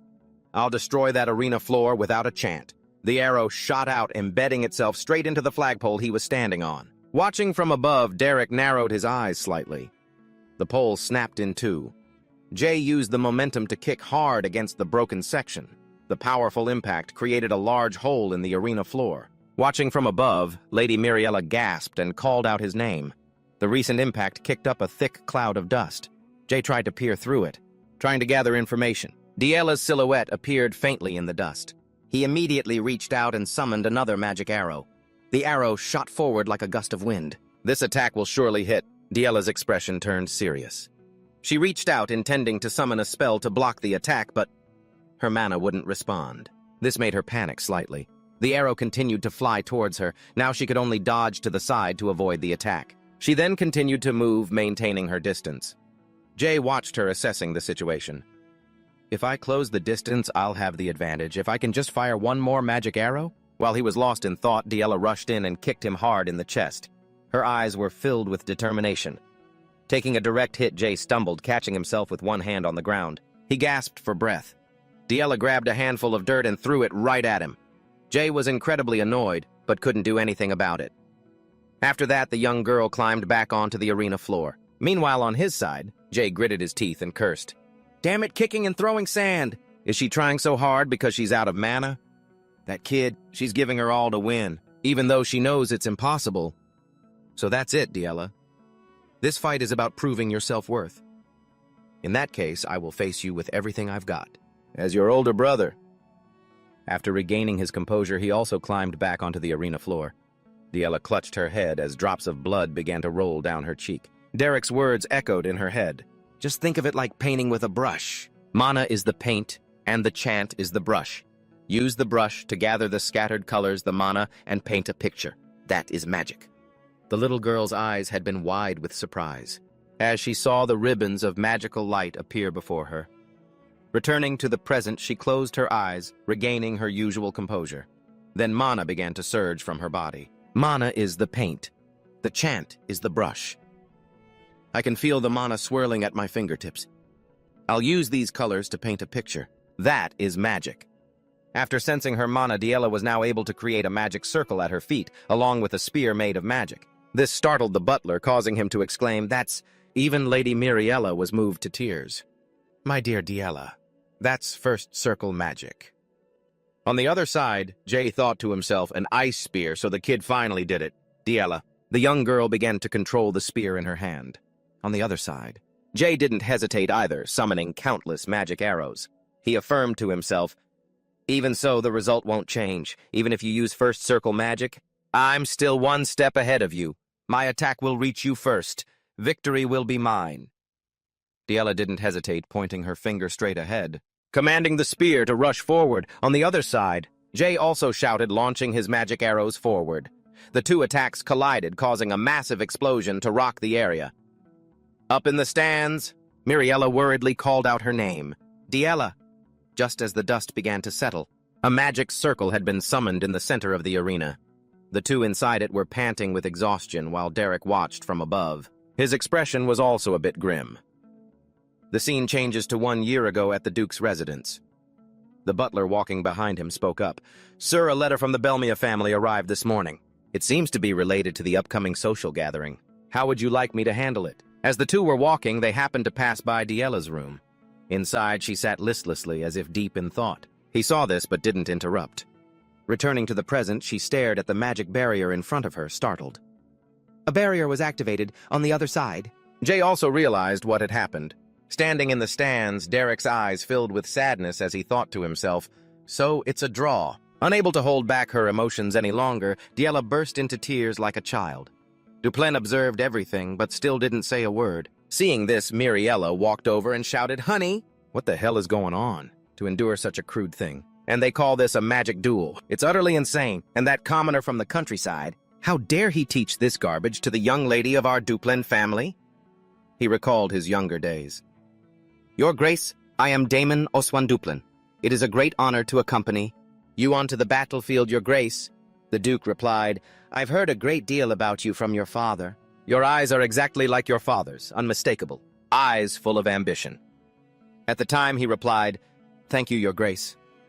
Returning to the present, looking into his daughter's eyes, he thought to himself, her eyes look much better now. A maid rushed over from behind, calling out, "Lady Yahello, are you all right?" They came closer to check on her. "Oh no, quick, she needs treatment. Treat her immediately." But she immediately pushed their hands away. "I don't need it." Then she took a few steps forward. Facing her sister, Ria responded a little worn, "Ah, you worked hard." Yahello didn't answer. She just lowered her head, then turned and walked away. Despite the maids trying to stop her, "My lady, everyone please go inside." She walked straight towards Derek. He calmly watched her. Her face looked as if she was holding something back. Unable to suppress it any longer, she burst into tears once more. She clenched her fists, murmuring, "I lost. I'm sorry." He looked at her, then stood up to reassure her, "It's all right. Losing is nothing to be ashamed of. I hope you can overcome the bitterness of this moment and become stronger." This encouragement, rather than calming her down, made her cry even harder. "Wah!" The maids continued to run toward her. "My lady." Miriella also rushed over, anxiously calling her name. "Oh heavens, Yahello, how did it come to this? You've worked so hard all this time, haven't you? My daughter." Her mother hugged her tightly, comforting her. "It's okay. It's all okay now. Let's treat your wounds first, my love." Feeling the warmth in her words, she finally calmed down and relaxed. She replied, "Yes." After that, she went inside with the maids. After her daughter had left, her mother composed herself, strode toward Derek, and without a moment's hesitation began to scream, "You lowly commoner trash! Do you have any idea what kind of madness you've just caused? You think you're so high and mighty just because you can teach some one-star magic?" She immediately slapped at him hard across the face. She continued to curse, "All you teach are filthy tricks. How dare you tarnish my beautiful, pure lily? My daughter, How dare you make the young lady of the Archduke's house learn such dirty, vulgar, and crude tricks? As she spoke, she slapped him again. There are things in this world that scum like you could never understand. Values that must be preserved. Dignity that must be protected. Duplin approached and turned to her. My dear, you saw it too, didn't you? This wasn't a magic duel anymore. He dared to teach that garbage to our Yahello. Before she could finish, the sound of a slap echoed once more. And the one who received the slap this time was Miriella. Duplin reminded her, do you not realize who is behaving most crudely right now? Stunned that her husband had slapped her, she was bewildered. Why? This man is just a commoner. That's right, he affirmed. Even if he is just an ordinary commoner, he is still our daughter's teacher. What kind of parents treat their child's teacher this way? With that said, he turned to Derek and spoke softly. Please forgive her. Everyone has their own way of loving their child. Derek paused for a moment, then replied, It's all right. The Duke then turned. I have something to discuss with you privately. Follow me to the reception room. Watching the two of them leave, Miriella was fuming, grinding her teeth. Back in the reception room, Duplin began, You have truly helped Yahello grow in an outstanding way. As the master of this estate, I shall bestow upon you a worthy reward. The highest level a commoner is permitted to reach. He made his offer. Do you want 3-star magic? Derek looked at him, thinking to himself, He sees right through me. Sees things that even I don't realize. He understands my heart better than I do myself. And to make such an offer, is this the power of a 5-star archmage, the Archduke of the Kingdom? Now that the opportunity has presented itself, I have no choice but to seize it. He immediately gave his answer. Yes, I want it.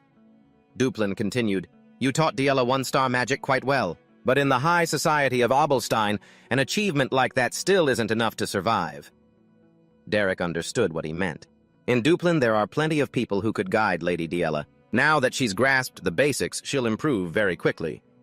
The Duke of Duplin then said, What my daughter needs isn't a guide, she needs a master. You are harboring an ambition. Something a commoner can't even dream of. You know that well. Can you imagine how humiliated those arrogant nobles would feel? I let it slide because it was you.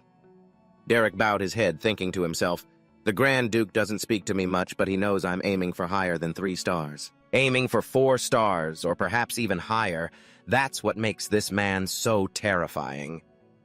The Duke of Duplin continued speaking as he wrote, However, if you insist on holding on to that goal, you can't stay here for long. You're already prepared to leave, aren't you? Derek saw no need to deny it. Yes, that's right. Suddenly, he offered a deal with a very tempting price. It's not that I'm blind to your ambition, but you must teach Yahello for a while longer. The highest realm a commoner is allowed to touch. You yearn for 3-star magic, don't you? He immediately confessed. Yes, I do. After his private talk with Duke Duplin, Derek went to the library to look for books. The sight of the stacks before him left him completely overwhelmed. Many people spend their entire lives just to obtain a 2-star magic book, and yet this place is filled with 3-star magic books. This alone is reason enough to stay at the estate. If P-Line found out, he'd definitely throw a fit. The next day, Yahello was in high spirits. I'm a 1-star mage now, you know. Derek, sitting there, didn't deny it. Since you've successfully cast a 1-star spell once, I suppose you can be called a 1-star mage. Seeing his indifferent attitude, Yahello got angry. That's it. Aren't you happy that your student accomplished something? Derek said bluntly. Because it's not that great of an accomplishment. Dejected, Yahello turned away and sighed. You're so strict. Suddenly, he brought it up. Looks like you've recovered quite a bit after 3 days, huh? You were crying your eyes out back then. Yahello sat down on the chair, sullenly retorting, It was just some dust in my eye, I wasn't crying. Besides, my father should have told me sooner. I thought you were about to get kicked out. Derek got straight to the point. Shall we begin our lesson? Since you're improving so quickly, you'll be able to learn other 1-star spells soon. Hearing that made Yahello light up. What did you just say? Did you say quickly? Derek continued to praise her. Your progress is truly remarkable, milady. For your mana to have only recently awakened, and to already be able to cast a 1-star spell, is truly a rare feat. Being praised like that made Yahello puff up with pride. I told you so. I'm the type who gets things done, you know. So what should we do first? Mana arrow. That seems convenient since it doesn't need an incantation. Or maybe the wind blade that Sir Raymond used. It looked so strong. Ice spear also sounds really cool. If I get a little better, I might even be able to land a hit on Sir Raymond. Derek cut her off. We're going to practice mana materialization. Yahello's excitement deflated. Why? Aren't we supposed to be practicing 1-star spells? Derek explained. There are many reasons, but the fundamentals are the most important. After a simple explanation about Mana, Diella just looked completely drained of energy. Fine, fine. If you say so, then let's just do that. You got my hopes up, making me think I'd get to learn a one-star spell. Noticing Derek just staring at her, she asked with confusion, "Why are you staring at me like that?" "Is there something on my face?" Derek revealed. "I'm just surprised that you're being so cooperative, milady." Hearing that, Diella turned away in a huff. "What kind of person do you take me for? I've respected your words from the very beginning, you know." Derek reminded her, "From the very beginning you dumped dirty water on my head twice, milady." Diella froze, lowering her voice. "You still remember that?" "It's hard to forget," Derek said flatly. She then started twirling around frantically to change the subject. "What a lovely day. Mana materialization, that sounds fun. Let's do it right now. Mana materialization. So fun." Seeing that she was after all still just a child, Derek couldn't help but smile and sigh. Before long, night fell and Diella was lying flat on her back on the ground, panting. After training all day, Derek walked over to her. "Looks like you're about to get busy, milady." She struggled to sit up. "You heard about it too?" "Starting next week, I have to take etiquette lessons too." Derek replied, "Isn't that a good thing? You've learned a one-star spell. Now you get to be educated like a proper noble lady." But Diella felt the exact opposite. "You think that's good basic noble etiquette? Foreign languages, geography, history, botany, piano, embroidery. I don't get why I have to memorize all of that." "How did my sister Iselin endure it all?" Derek explained. "That's precisely why she's called the Flower of Duplin." And as the center of Abelstein's high society, Diella hesitantly confessed, "I just want to learn magic." He replied nonchalantly, "Then just learn. Duke Duplin hired me after all, so I have plenty of time." She lowered her voice. "I wonder if we really have that much time." Derek wondered, "Who could possibly fire me?" Diella looked uncomfortable. "My father acknowledged you, but Mother won't let this be." He was confused. "Why would the madam want to get rid of me?" She then revealed, "Learning from you makes me stray from my noble dignity." She's afraid I'll become like a mercenary. Even that duel was a far cry from the dignity nobles are supposed to pursue. Derek was very calm. "Well, then it's simple. It's not hard to silence the madam, just take away her excuse." The very next morning, Miriella was extremely worried. "I can't believe my little girl ended up with such a frightening teacher. My poor child."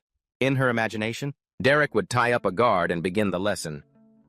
"Watch closely, Diella. This is the mercenary style." The second lesson, Diella carrying a whole wild boar on her back, storming into the mansion and threatening people. "So this is the renowned Abelstein High Society?" It made everyone scream in fear. "It's Diella Catherine Duplain." Her imagination ran this wild. She held her head in despair. "What could that lowly man possibly teach Diella? Even if my husband accepts him, I am the lady of this house. I have to find a way." Just as Miriella opened the door, Diella's voice called out, "Mother." Without even looking, she closed her eyes, ready to savor the moment. "Oh, Diella. Even if everyone says you're immature, Mother still loves it when you laugh in my arms." But unlike every other time, this time Diella didn't run to hug her like a child. She had the perfect bearing of a noble lady. Diella curtsied gracefully and said, "Did you sleep well last night, Mother? Because I was recovering from my injuries, I couldn't leave my room. I deeply regret missing the chance to speak with you. There are so many things I wanted to share with you. But unfortunately, I've had piano lessons all morning." Miriella, flustered, stammered, I see." Diella bowed politely. "Then I must take my leave as I have another class to attend, Mother." Still in shock, Miriella asked awkwardly, "But your etiquette classes haven't started yet, have they?" "Right, they're not supposed to start until next week." Diella was just like Iselin. She spoke gently. "Yes, Mother. Thanks to your thoughtfulness, I am very much looking forward to them." Miriella had no choice but to let her leave. "Hurry or you'll be late!" But as Diella was leaving, suddenly a maid accidentally dropped something in front of her. Diella kindly asked, "Are you hurt?" "Please don't overwork yourself." The maid was just as shocked as Miriella. Yes, Lady Diella." And with that, Diella continued on her way, leaving everyone staring in astonishment. In the Abelstein Noble District, a voice rang out, "It feels like the Rosy Salon has been filled with laughter lately." "Lady Iselin, I was very worried at our last gathering. Your husband seemed to be weighed down by his concerns." Hearing this, Iselin replied with a start, "Oh, is that so? I didn't mean to worry you, ladies. Most of my concerns have been resolved, so I'm feeling much better now." Across from her, the red-haired girl, Lente Anfion Belmiot, the second daughter of the Belmiot family, heard this. Lente was relieved. That's a relief. I was so worried when I heard the rumor that you left the noble district to save someone. Iselin smiled. Thank you for your concern. Lady Lente, it's actually about my sister Diella. She needs a magic tutor, and I've been busy searching for one myself. At that moment, Lenta thought to herself, what Iselin is searching personally? What in the world does that mean? How skilled must this tutor be for the lady of House Duplin to go find him herself? Beside her, a white-haired girl chimed in, what was that? Your sister. This was Dennis Linear Veltos, the second daughter of the Veltos family. Iselin explained, yes, that's right. When I met Diella at the mansion not long ago, she had become such a proper young lady I almost didn't recognize her. She's even awakened to one-star magic, and her demeanor was so neat and composed. It makes me feel that I need to try harder. Hearing this, Dennis mused to herself. How strange. Is Iselin raising her own sister? Weren't the Duplin keeping Diella hidden? Then she said aloud, it seems you've found a skilled magic tutor. Iselin nodded in agreement. Yes. He has no status, but his abilities are truly exceptional. It was well worth going all the way to the mercenary corps to find him. Beldone is personally looking for him. This startled the two noble ladies. A mercenary. Thinking back, Denise suddenly said, wait a minute. Wasn't she the reason our mansion's chef ran away from the Duplin house? Recalling what the chef once said, Lady Alente is just too kind.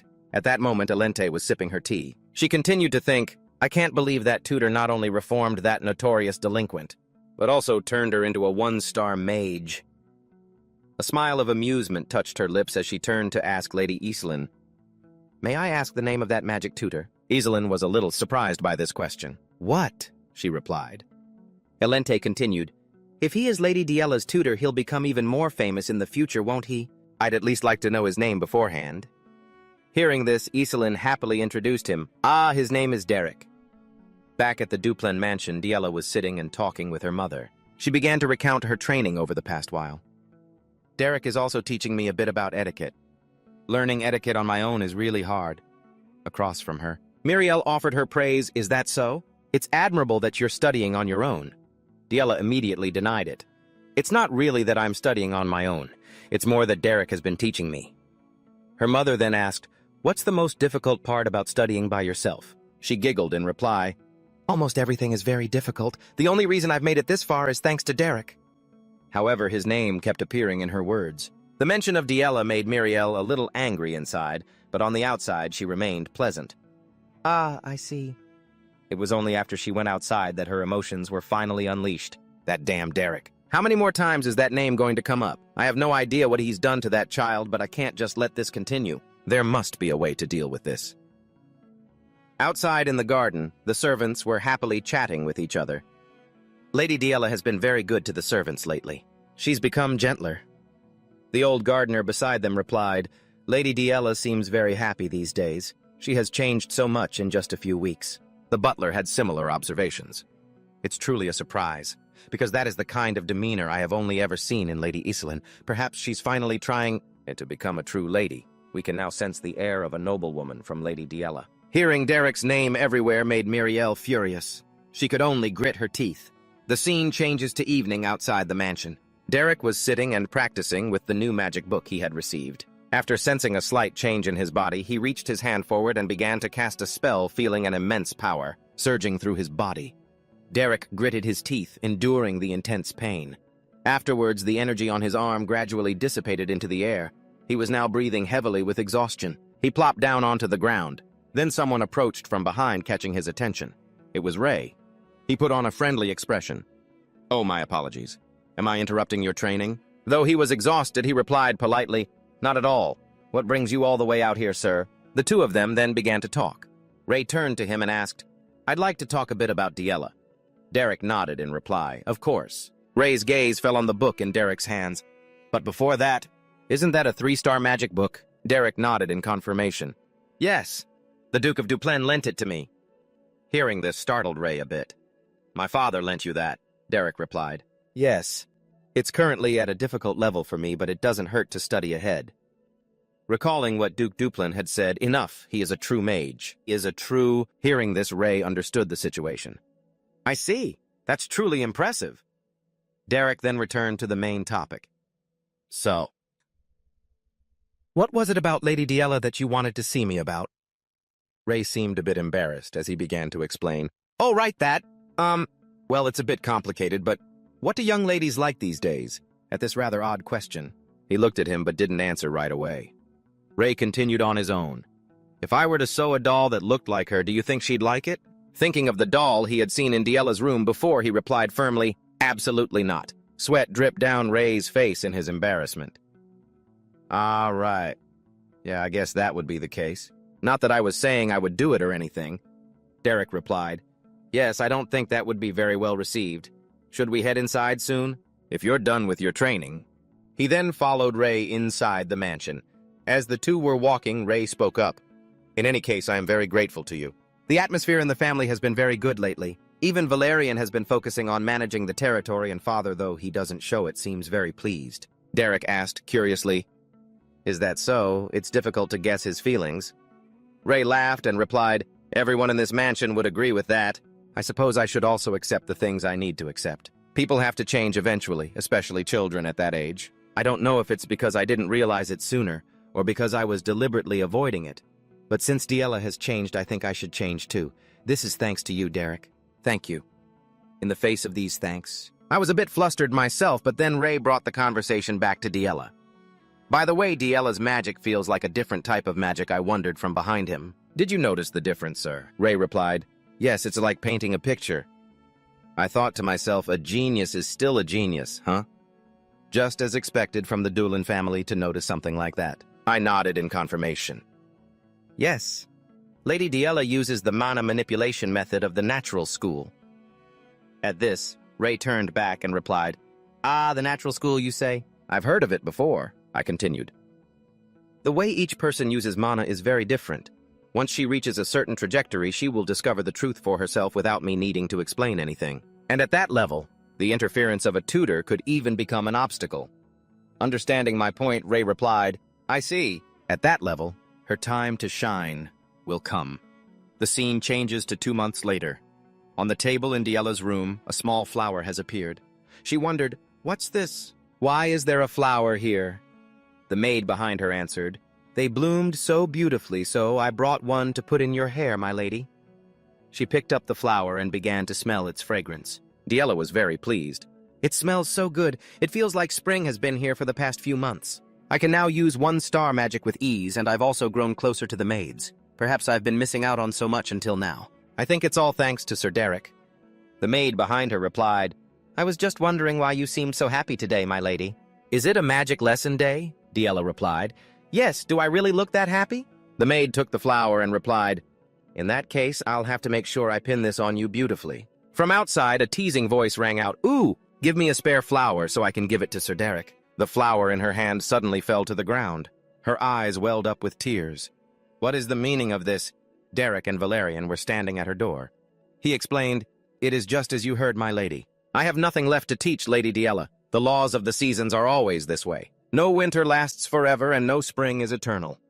Back in the Duke's office, he stated, Perhaps you have already realized, but Lady Diella belongs to the natural school, and among them, her aptitude is especially strong. If I continue to interfere in her affairs, I will only end up clipping her wings. As a mage himself, he understood his meaning. I understand. So you no longer have a reason to remain at this estate? He nodded in confirmation. Yes, that is correct. The Duke fell silent for a few seconds in thought, then stood up from his chair. He walked to the window and began to open up. Thanks to you, many things have changed. My nephew, and thanks to you, my daughter has been able to mature. I was too preoccupied with managing the domain, so I couldn't be a good father. But now I can finally feel some peace of mind. So when will you be leaving? He answered. I heard that Lady Eastlyn will be visiting the estate soon and will be returning to Abelstein afterward. I plan to accompany her carriage at that time. The Duke replied, I see. You'll return the library key, won't you? He replied, Yes, I will return the magic books I am studying and will hand over the key via the head butler. The Duke immediately cut him off. There's no need for that. Return the key right now. As he spoke, he glanced thoughtfully down at the magic book beside him.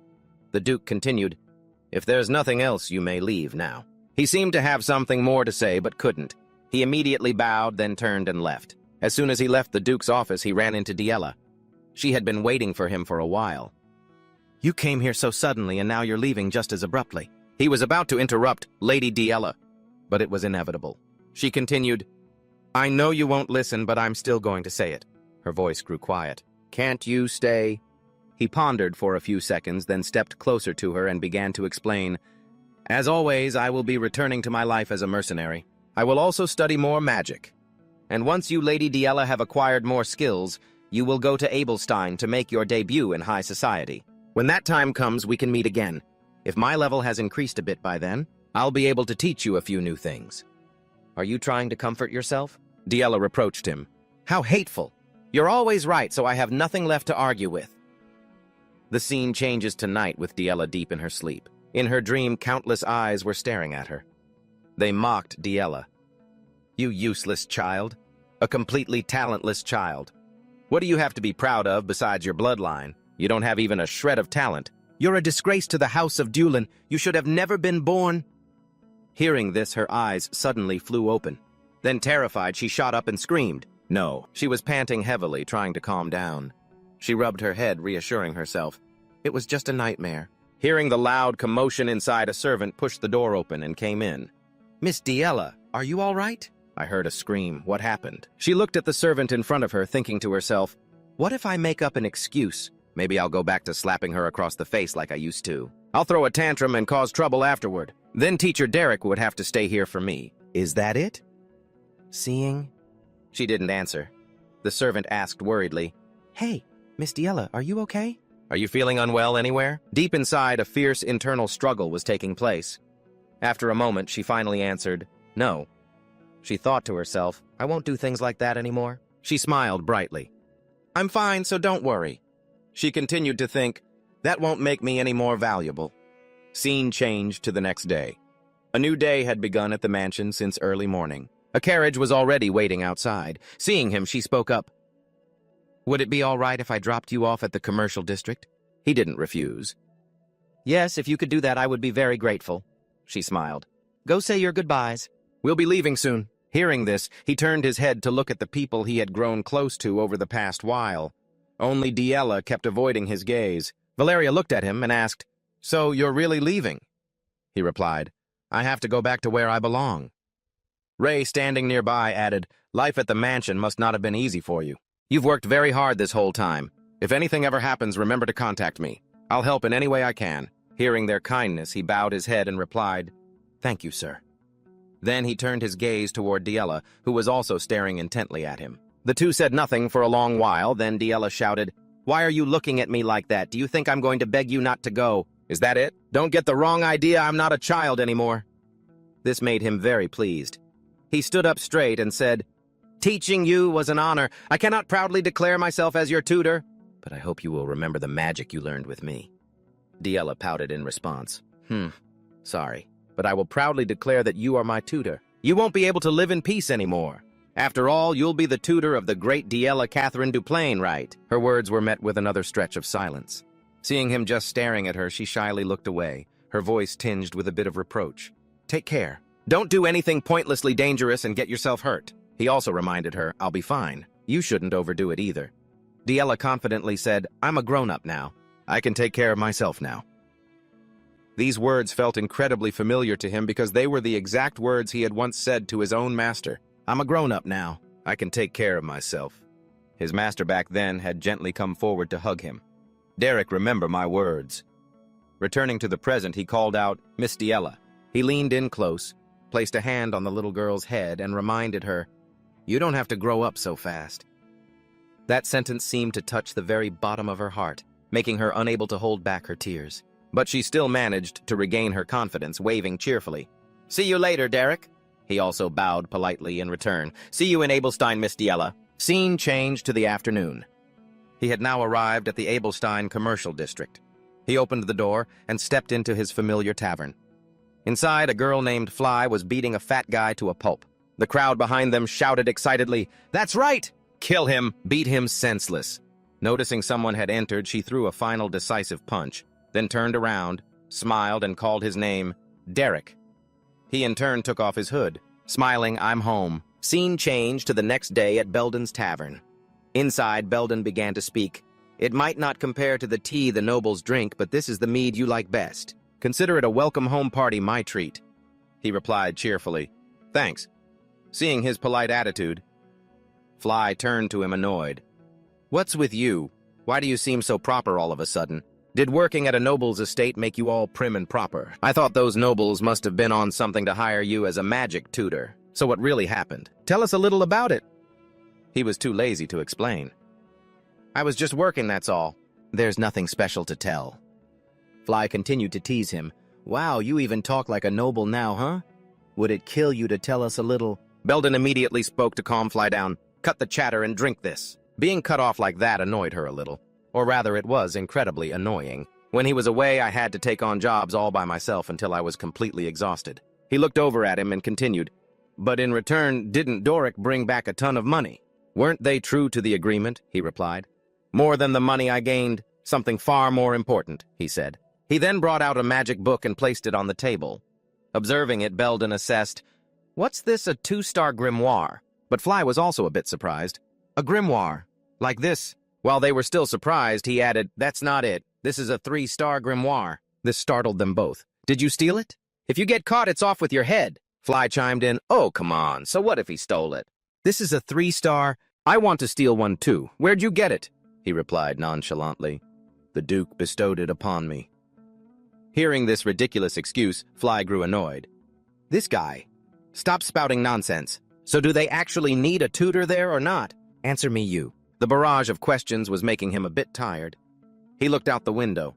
The sky had turned to the dead of night, and Belden was busy cleaning up the tavern. Then he turned and asked, "Are there any new jobs lately?" He replied, "Huh, you've only been back a day and you already want to take a job." He said confidently, "Yes, if I only take easy jobs, I feel like my instincts are getting a little dull." This amused Belden. "Is that so? A guy like you even knows what dull instincts are. Magic users are always in short supply. If you want work, there's more than enough to go around." He then proposed, "In that case, I can start as early as tomorrow. Please find me a job as soon as possible." The scene changes to the next day. He and Fly were sitting in a horse-drawn carriage leaving town. Their job for the day was monster hunting. After a struggle, they defeated a goblin. Afterwards, they had to face a swarm of giant spiders. And so a long day came to an end.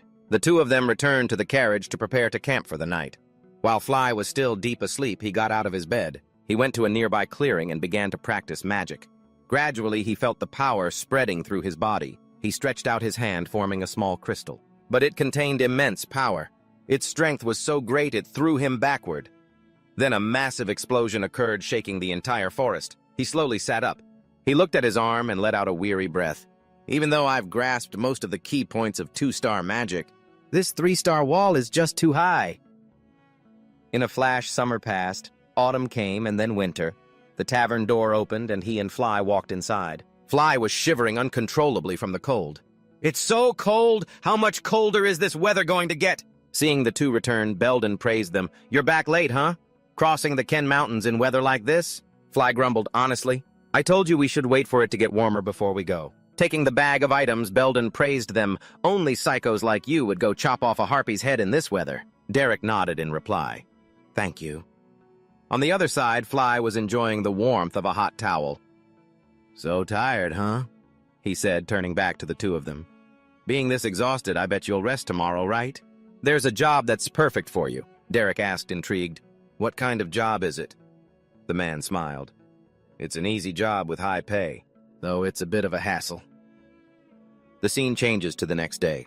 As he walked down the road, he thought to himself, "This is a request from the Rohan mercenary company in the West. You've probably heard of them, right? The Belmiot Count family is apparently looking for a commoner to be a magic practice partner.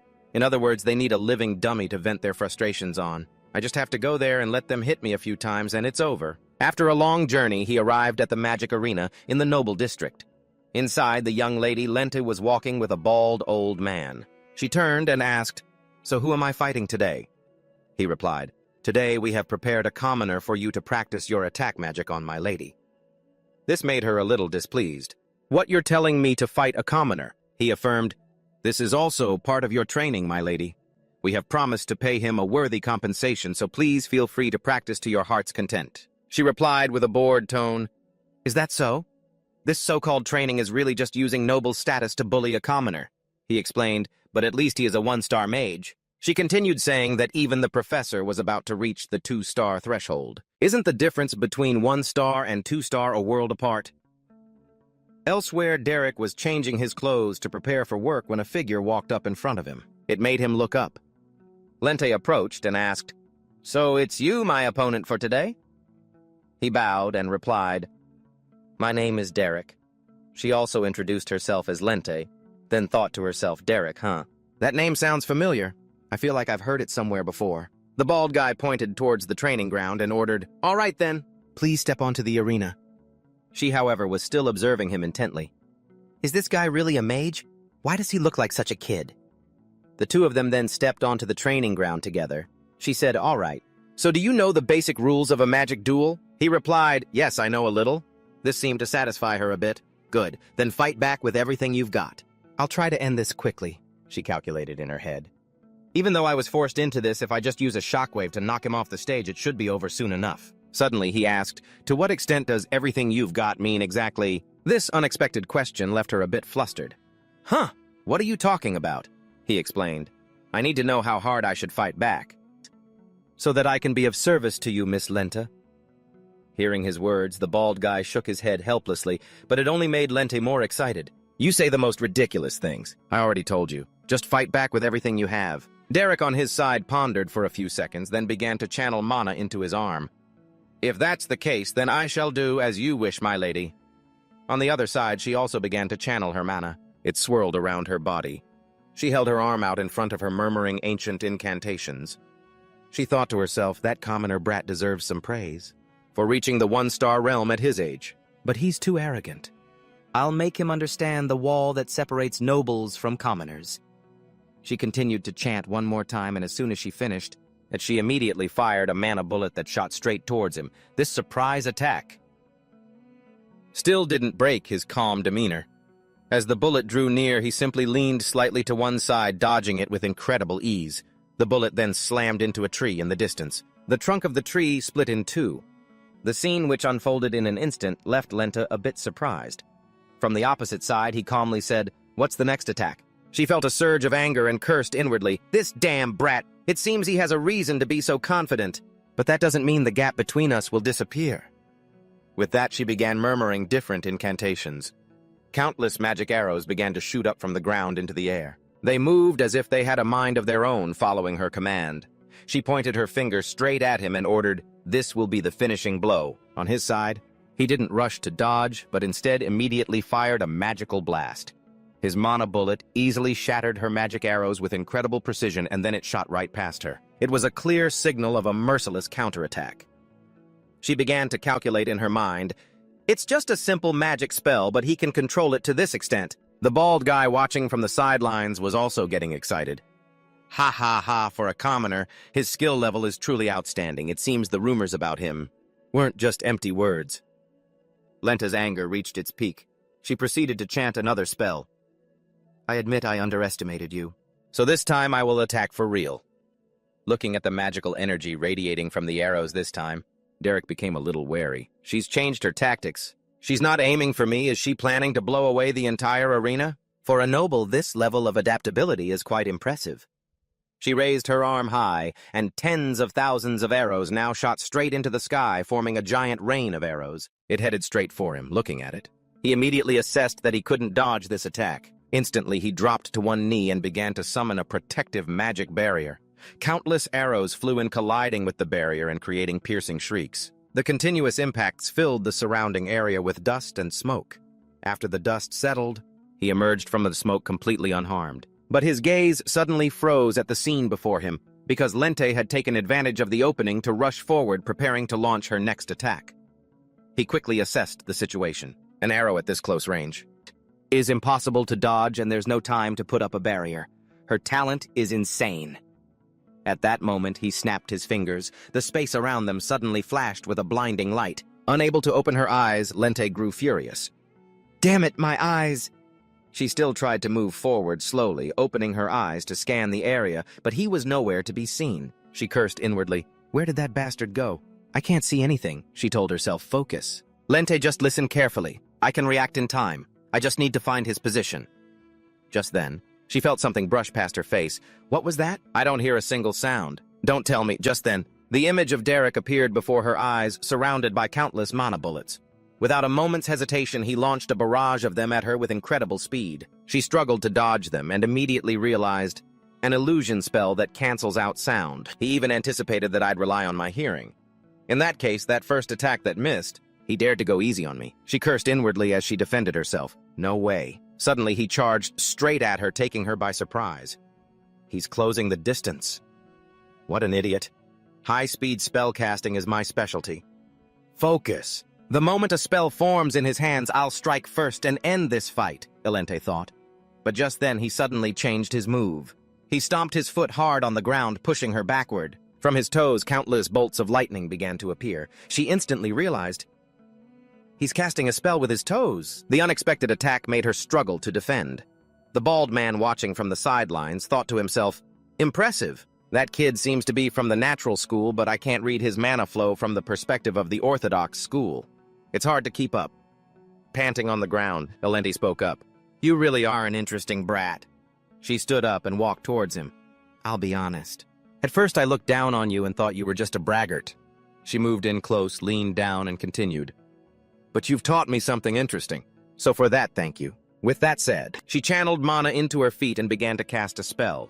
Faced with this sudden attack, he immediately put his hands forward to block the pressure. Then, he skillfully manipulated the flow of the attack. The blow was immediately redirected, turning back to strike Elente. Taking the full force of the hit, she was knocked backward. Instantly, he rushed forward with another attack forming in his hand, his eyes filled with determination as he charged at his opponent. Elente, however, looked at him with an expression of utter astonishment, mixed with fear.